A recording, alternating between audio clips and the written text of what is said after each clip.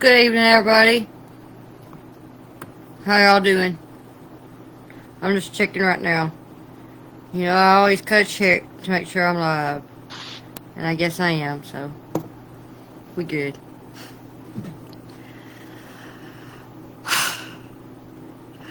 I don't know what's going on. Seriously.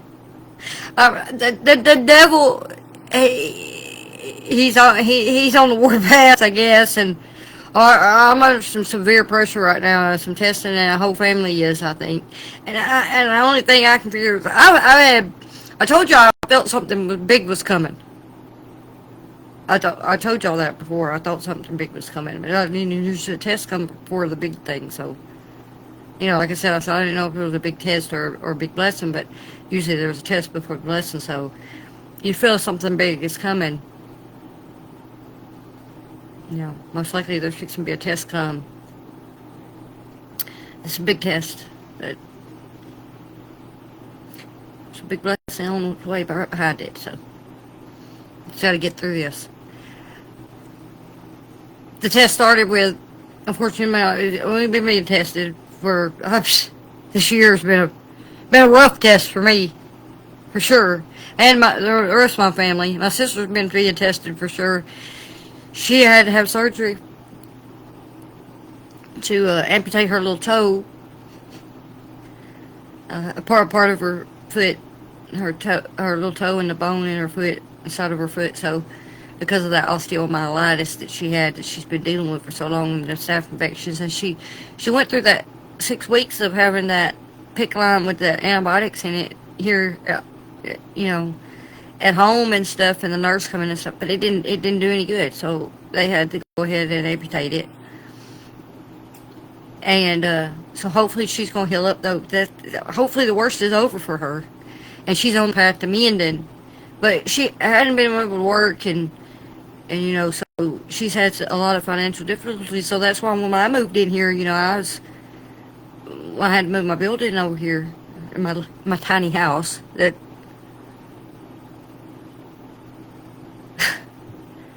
everybody wanted to say was not a house, but you know, that's all water than bridge to me, because I don't care. It is what it is. I got my victory on that one already. I got some more coming, so I ain't concerned with it. But I had to start helping her with things, and that was one of the things I said, well, the Lord, you know, the Lord moves you in places and moves you places. He puts things, things happen sometimes, and he wants to move you into a position where, you know, you might be able to help with somebody else. So I think, you know, at that point I was like, well, he wants us to be helping each other, so he wanted us to be all closer together. So I'm back down here in the country, you know, near my family, and I'm closer to them so that we can all help each other out, and that's what we've been doing. But my sister was in the hospital. She had surgery. And so this weekend, my mom and my dad was with her at the hospital. Well, my mom started getting sick at the hospital yesterday. And she winds up in the hospital. She's in the hospital now today.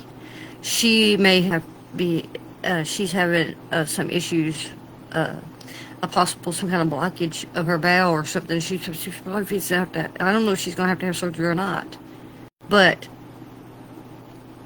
so, you know, it's like the devil's just throwing everything he can right now at everybody, so. And I've been praying a lot, and I've been being obedient.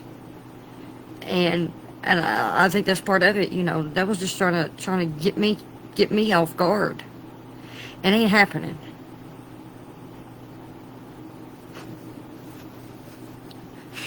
Anyway, I done progressed too far. I done come way too far to turn back now. That's when you climbing a mountain, and the mountain, you get more than halfway. It gets harder the higher you go. But once you get past the halfway point, you better not give up. All that work is for nothing if you do. Even though there's a lot more work ahead, it's harder to get from the halfway up to the top than it was to get from the bottom to halfway up.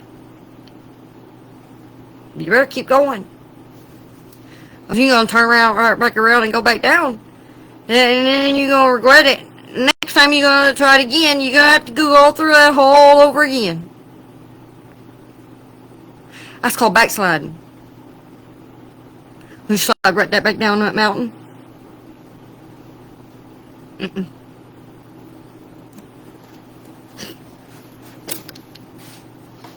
That's my thoughts on the subject.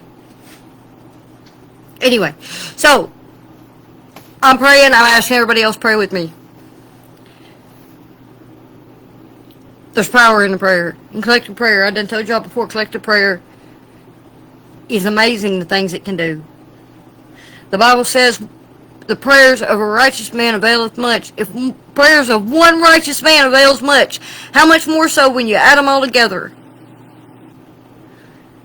A three-fold cord is not easily broken.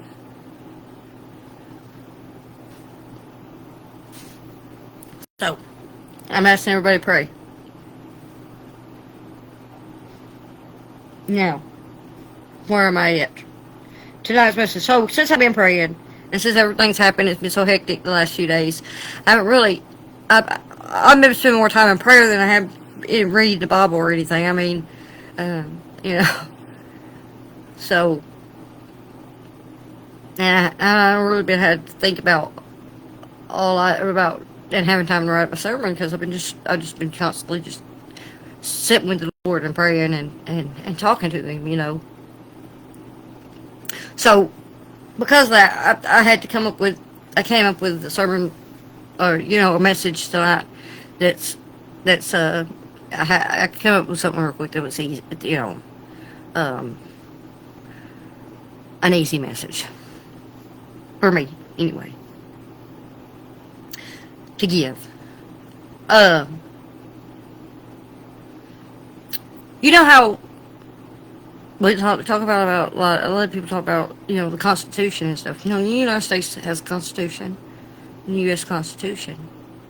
Well, a lot of people don't look at it like, you know, as a Christian, the kingdom has a Constitution too. You know, the kingdom is not a nation of this world, but it has a king and it has a constitution.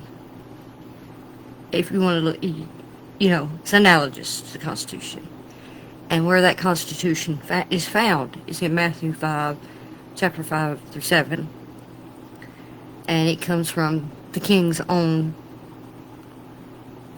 mouth, his own decree of the sermon that he gave, the Sermon on the Mount. They call this sermon, you know, it's often nicknamed the Kingdom Constitution of the Kingdom of Heaven. And it's Jesus' most comprehensive ethical teaching, and outlines the character, conduct, and ultimate fulfillment required of God's people.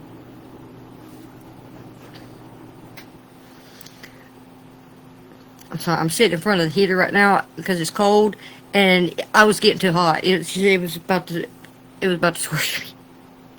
So, anyway,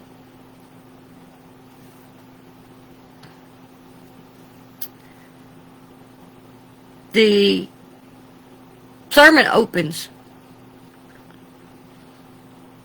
by defining the blessed. And the word that's used, the Greek word that's used here, means deep spiritual joy or fortune. Those who are blessed are those that have joy and good fortune. They're fortunate that they have joy.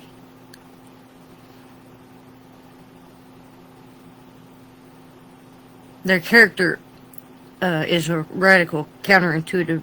This description of the character of the blessed is a radical counterintuitive description of who disciples are, founded on dependence and humility. It says that the blessed are the poor in spirit. The word here used here means beggars or utterly destitute. the poor in spirit. These are people who are are are they don't have anything. Um, there's no pride. There's no broken. They're poor in spirit. They're humble. They're so humble. They're so, they're empty.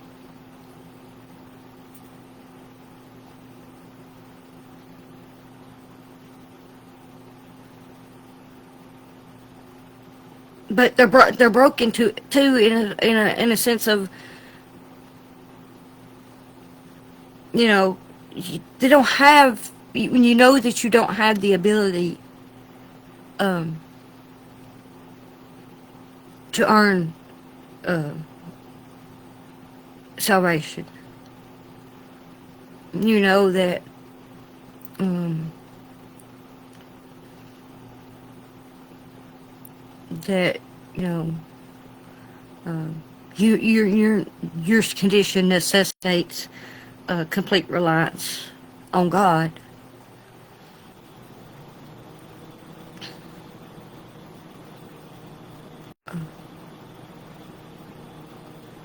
It just reminds me of the woman that Elijah came upon. She was gathering those sticks, and she was like, we don't have anything, and I'm just, me and my son, we're just gonna eat this little bit we got, and we're probably just gonna die because we, whatever's gonna be, whatever's gonna be. If God lets us live, we live. If we die, we die.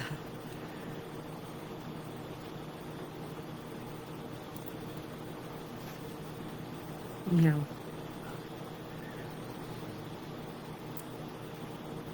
that's the point that you get to that's point of of surrender, of whatever His will be. And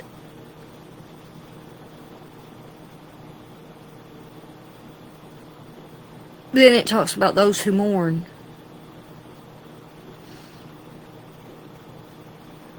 And that refers to those who grieve over their own sin and the world's brokenness, which leads to messianic consolation. They mourn for the world. They mourn for the brokenness of the world. They mourn for the pain and the suffering that's caused by others upon others.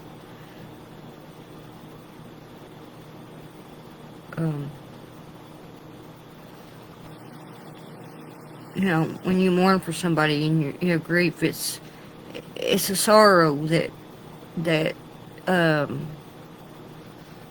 it's a deep sorrow. And those who mourn for more than just things that are personal to them, but for the entirety of the world, and the sin that and suffering that happens. And it says, blessed are the meek. This word that's used there means a gentle strength or power under control. And this is a humble strength that surrenders one's rights and power to God, trusting Him for vindication. This is if you are wronged. And in some way, you feel wronged in some way, that you don't seek revenge or vindication. You don't seek vindication for, if somebody lies on you, you don't seek vindication that they're proven that it's proven that it's a lie, through your own will or whatever. You say, well, God's going to take care of it. God will vindicate me. God, it's all in God's hands. It doesn't matter what they say anyway. What matters is what God thinks about me. God will vindicate me eventually. The truth will come out.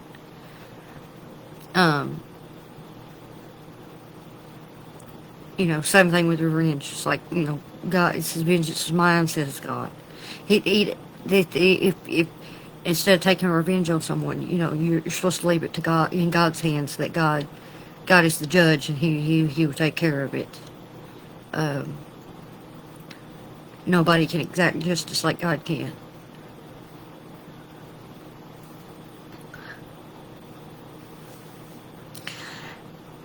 And it talks about those who hunger and thirst for righteousness, which implies an intense driving desire for both personal holiness and social justice, which is God's will to be established.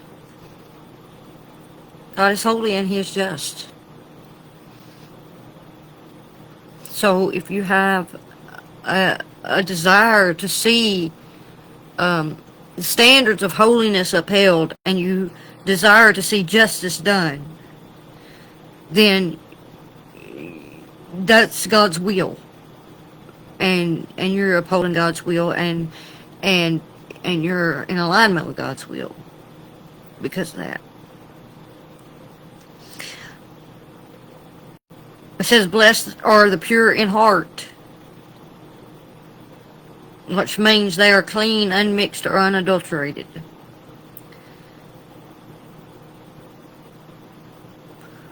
This is characterized by singular, sincere devotion and honest motives. It means you don't have no ulterior motives. Your motive is pure in its tense. You're not seeking out of your heart. You want the best for people. You want God's will for people. And you're not seeking your own. The Bible talks about that, about love not being perfect. It does not seek its own. You're not seeking your own. You're seeking God's, what's in accordance with God's love for others. What's in accordance with God's love for you, and what's in accordance with your love for God, where you're supposed to love God, you're supposed to love God, and you're supposed to love others. So you're wanting to, your heart's in the right place. Your heart's for the good of God and for the good of others, and for goodness sake, for righteousness sake. And it's not about you.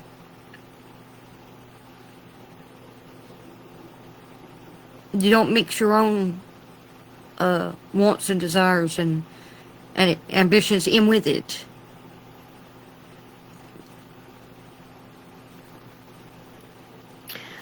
And blessed are the peacemakers. This word used for peacemakers means active creators and doers of peace. Means that you are always actively trying for peace. You are always trying to actively establish peace and create peace where there is none, and establish peace. Trying to hold peace together.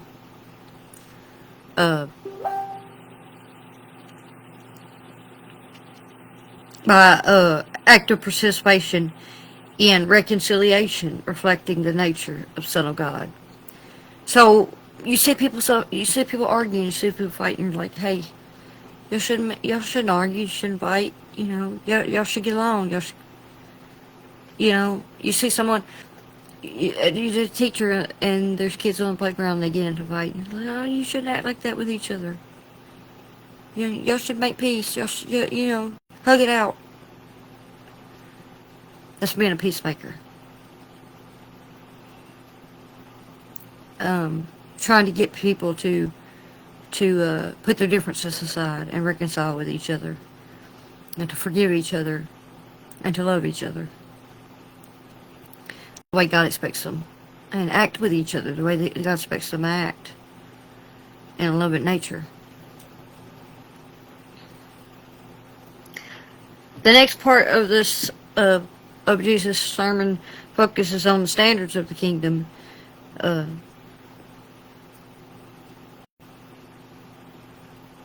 It shows that it says that Jesus came not to abolish the law, which means to tear down, but to fulfill it, meaning to complete or fill it up. He reveals that the law was always intended to govern the heart and motive, not just external acts.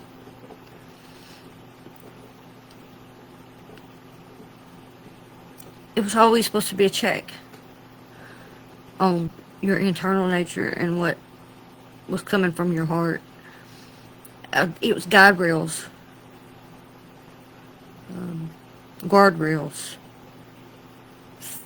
guardrails on your heart and your motives. It wasn't about telling you what you should do or shouldn't do, and if you get out of line,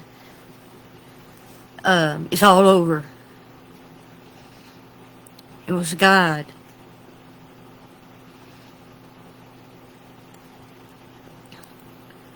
But that's the problem,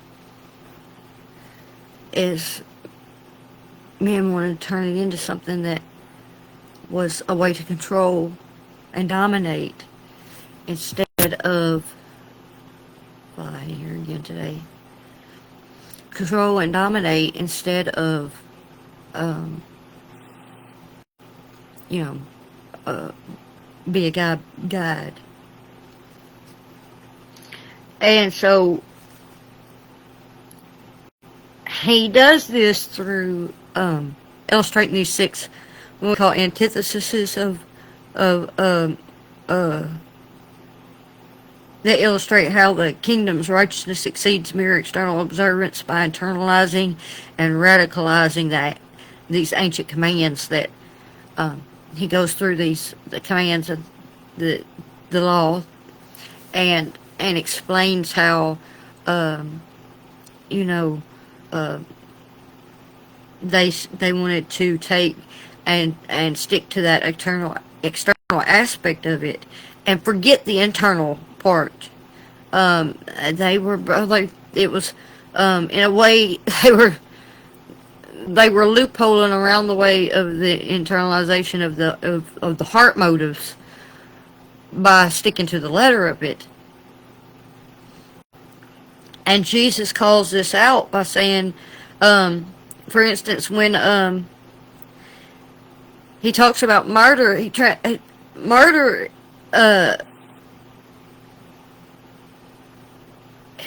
condemns anger and contempt as if it was murder.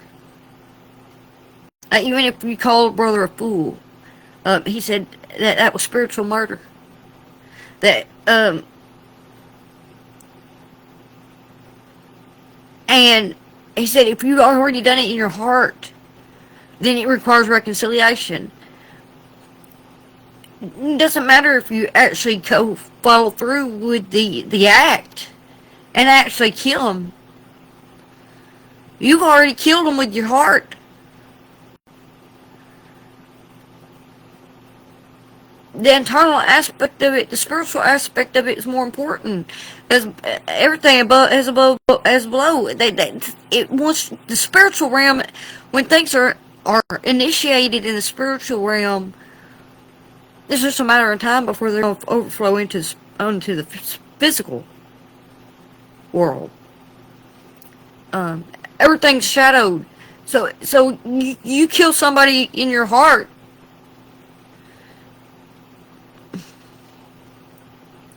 you know, it's not a very far leap to the act itself. So that's why Jesus said, you know, he condemned this. He thought, you know, he went further than just the external acts. He did the same thing with adultery. You know, he transformed it to this idea of purity. You know, murder being transformed to reconciliation, well, adultery was transformed to purity. Where the sin of even lustful intent.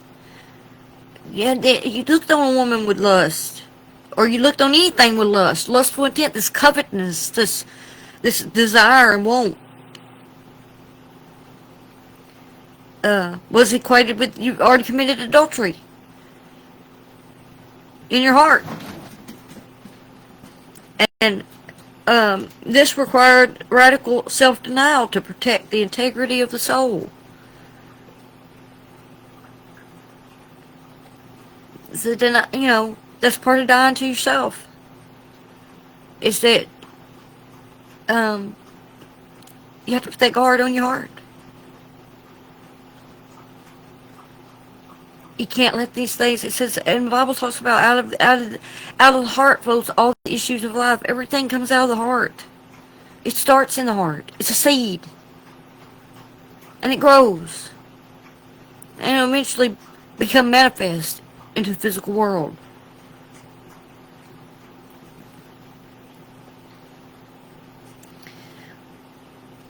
He also transformed divorce to this idea of fidelity, where Jesus reestablishes God's design for permanent unity. He restricts the grounds of divorce to the exception of sexual immorality, defending the sanctity of the marital covenant. That's why he said, because it's a covenant, it's a promise. And in God's eyes, it says, don't take oaths, because it's a covenant. And he don't like covenant breakers, because he's not a covenant breaker.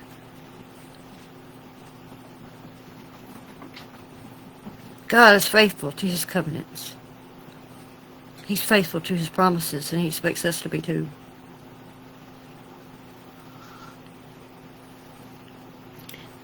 As I said, by oaths, transforms them to integrity, where prohibiting all oaths demands that the disciple live in a state of perfect transparency.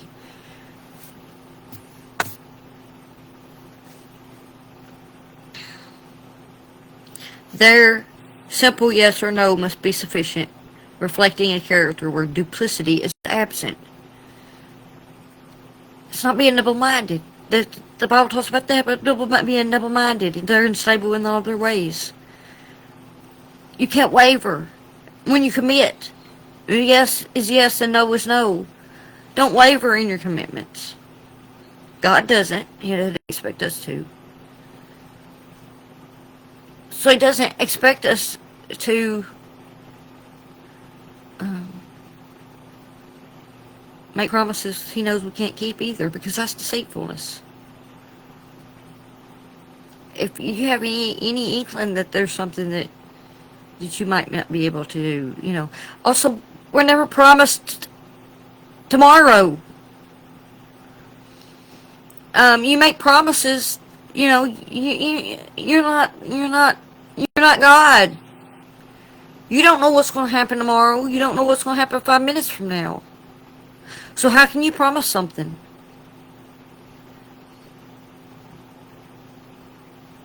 when you don't have that knowledge?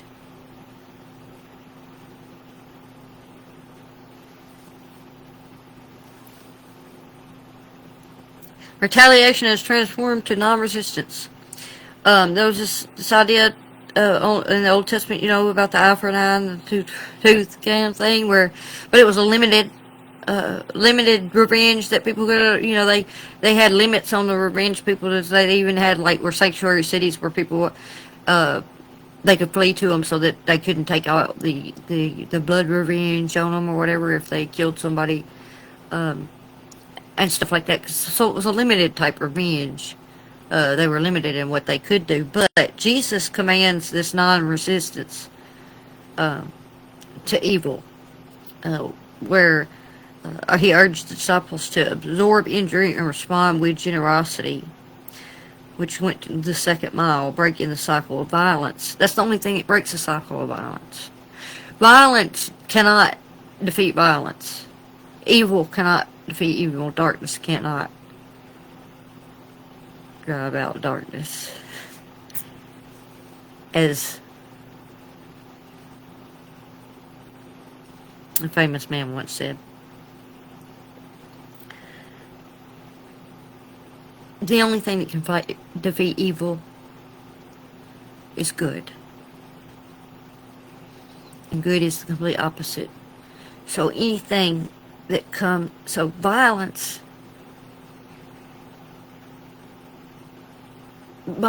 is a direct result of fall. Violence. The first murder was committed by Cain. He killed his brother. The first act of violence. The first blood spilt.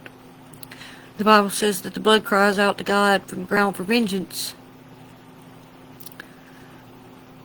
So the more blood that's spilt, the more violence.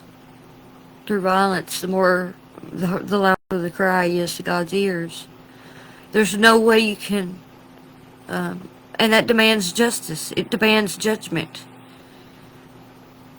There's no way you can counteract that. The only way to fight to defeat that is that the cry has to be silenced. The only way the cry is silenced is when there's no more violence, no more bloodshed, no more cry for judgment and justice to be done, no more vengeance.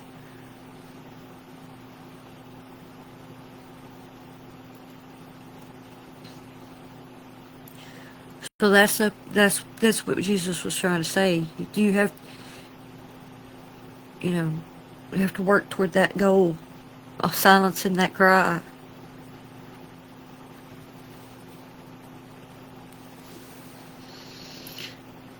And neighborly love was transformed to love your enemy. It was just not. This required a new this agape type love that's this self-sacrificial goodwill for you and your enemies. It's a love that is directed at reflecting the impartial perfection of God and the ultimate standard. There's no partiality with God. And, I mean, He loves everyone the same, so He expects us to do that. Even if it's your enemy, even if they've done you wrong, He expects you to love them the same as He does.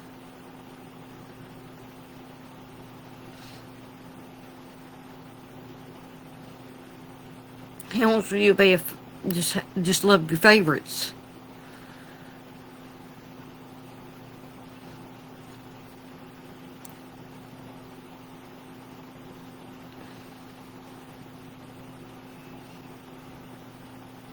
He's perfect. He's perfectly impartial, so He wants us to be perfectly impartial too.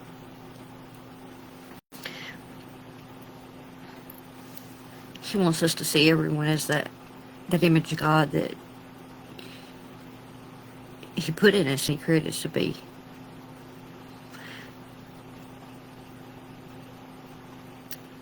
The next part of the sermon talks about the practice of the kingdom. This section governs the practical conduct of disciples, warning against insincere worship and worldly anxiety. And he talks about the difference between true piety and the hypocrites. Jesus warned against the religious acts such as giving and prayer and fasting performed for human praise, identifying the performers as hypocrites. This word, hypocrite, means a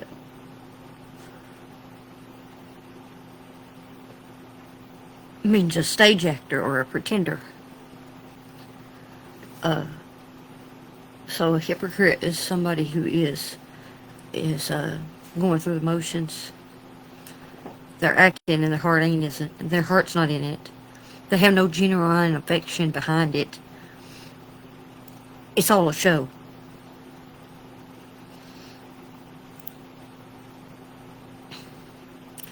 The hypocrite's sin is seeking a temporary visible reward, which is human praise. That's what they do it for. They're doing it so they can look good to others, not out of a genuine and sincere love for others.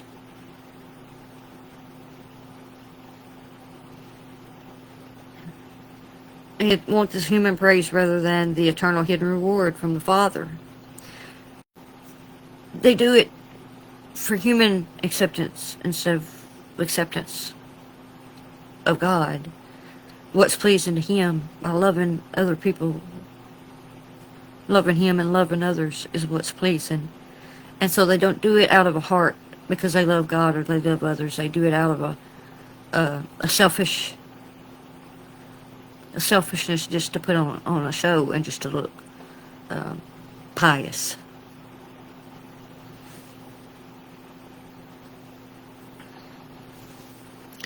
Therefore, he said, true piety must be done in secret and with a singular unmixed motive. It's not just the matter of secret. I mean, you do a lot of stuff in secret, but it's not, but I mean, sometimes people see your piety, but it's not because you're not trying to show it off.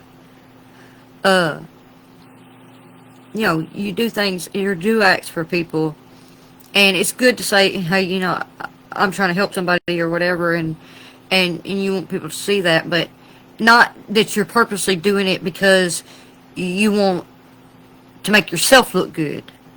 If you're doing it because you want to say something like, hey, look how God provides for his people through others being generous or whatever, or you want someone to share their testimony, do it as like a testimony, somebody sharing a testimony about something. That's one thing. But if you're trying to make it look like, you're doing something because you want to get the praise for it.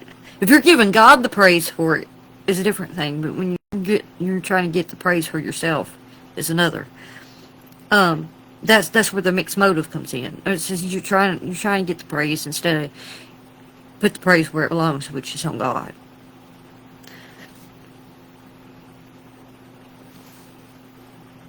Then it goes on to the Lord's Prayer and talking about forgiveness. The model prayer that Jesus gives instructs the disciples to forgive. And the word used there means to release, let go, or send away their debtors. This act of releasing others from their debt established the necessary pattern for seeking forgiveness for God. If we don't forgive others, then what right do we have to expect that God's going to forgive us?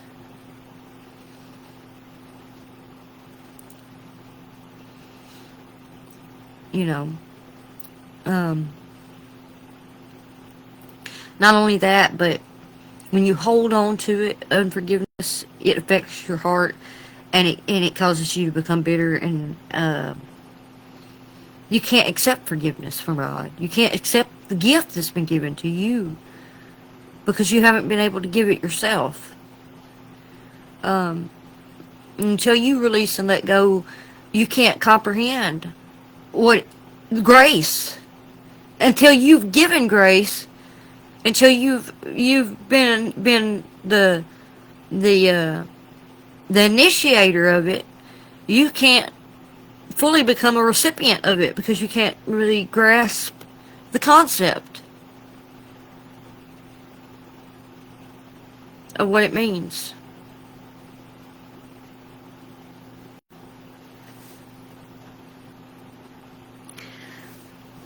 He talks about worry and seeking the kingdom. He commands them not to worry. Which this word means to be anxious or to be pulled in different directions. The Bible talks about being driven to and fro like waves of the sea. Don't be wishy-washy, and don't think. Don't worry. Don't try to mull things over too much and just go over and over and over them in your mind and meditate on it. You're supposed to meditate on the promises of God and on God's word, not meditate on negative things. And that's what he talks about because he addresses this spiritual problem of this divided allegiance about, being more worried about things of the world than worried about things of God and seeking the kingdom. And when we worry about those negative things, and we're worrying more about our worldly, concerns and woes instead of worrying about the kingdom and the things of the kingdom, then our allegiance is, we're divided. We can't give one the attention when half our attention is on something else. We can't be have total attention on seeking God when half part of our attention is on worry.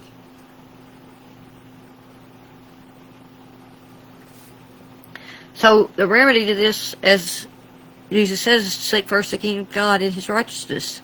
And this is a call for total change in life's ultimate priority.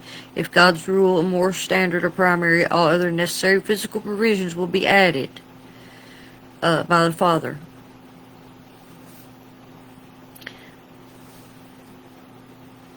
And then he talks about the golden rule and judgment.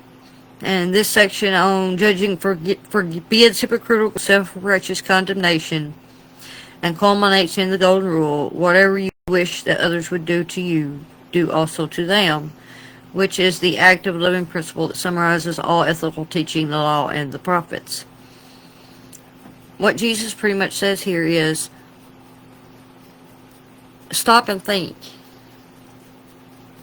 If the shoe was on the other foot, if you were in their situation, they were in yours, how would you want them to treat you? And then do that. How would you expect them to treat you if it was reversed, if the situation was in a reverse? And then do that. Put yourself in the other man's position for a minute. And really meditate on it and think about it from the other perspective. Get outside your head.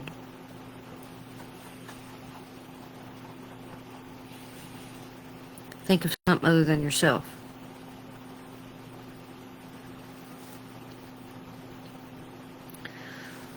Then the conclusion is a call to obedience. The Constitution closes with a definitive, for the sermon, which is the Constitution, closes with a definitive call to obedience, contrasting authentic faith with mere profession. Disciples must choose the difficult, disciplined path that leads to life, which is the narrow way. And he talks about false prophets and how they are recognized not by their words, but by their fruit. And true teaching must produce the life and character demanded by the kingdom. In other words, false prophets, they have bad fruit. It talks about the Bible talks about, Jesus talks about, and I believe it's in Matthew 7, talks about the tree that bears bad fruit. Bad tree bears bad fruit, and a good tree bears good fruit. A good tree can't bear bad fruit, and a bad tree can't bear good fruit. And by their fruit you would know them. This is just my saying, proof is in the pudding. It's evident. Or it should be. Spirit recognizes spirit. A true disciple recognizes a true disciple.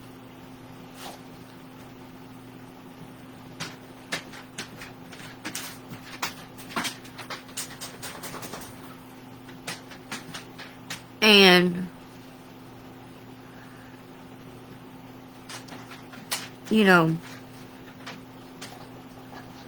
when you look at somebody's life and their character and the things that they do with their life and their character, if you really examine it and go point by point, if you're honest and you do an honest examination and you don't do it through ulterior motives and trying to put your own spin on things,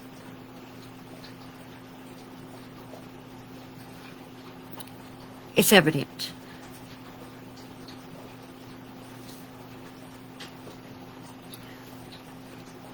And that there are, he talks about the two foundations, and the final judgment rests on action. The wise builder is the one who hears Jesus' words and does them. The word used here means to do or make or perform.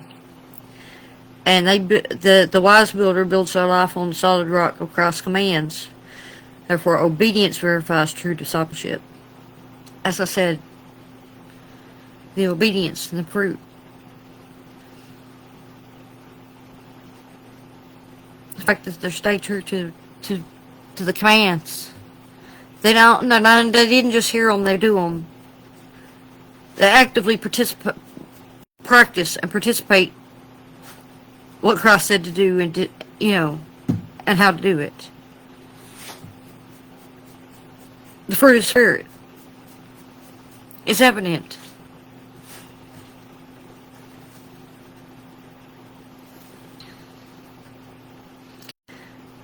This comprehensive analysis demonstrates that the Sermon on the Mount is a call for fundamental heart-level transformation leading to a mature and comprehensive righteousness. Jesus didn't just say these things in this most extensive, comprehensive sermon that he ever gave, just for them to go in one ear and out the other. And just for somebody to twist his words up into some kind of conundrum for people because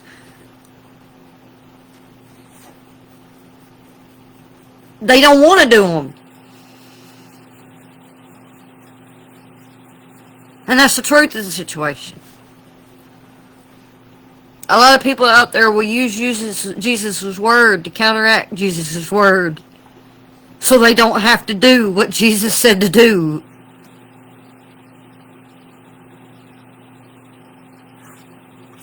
Because they're disobedient. And they're rebellious, and they have a rebellious spirit.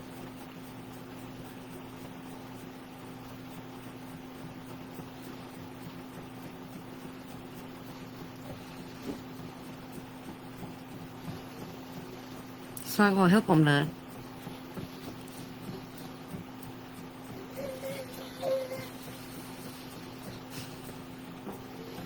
It's a heart problem. Plain and simple. That's what Jesus was talking about in the sermon.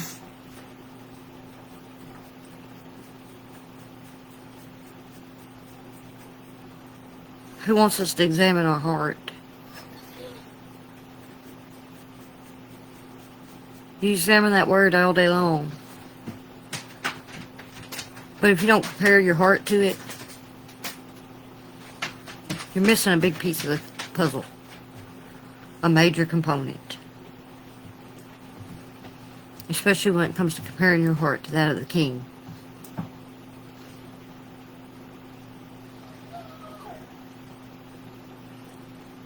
He's not an abstract concept. He's a real person. He didn't go nowhere. He's always been here. He'll always be here. And if you think for 1 second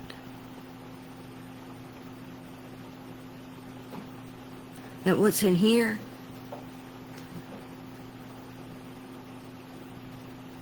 is going to be hidden from him, then you're lying to yourself.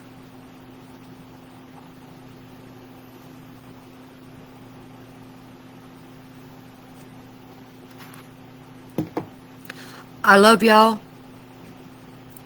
That's it for my sermon tonight. I hope y'all enjoyed it. Y'all pray for me, pray for my family, and pray for each other.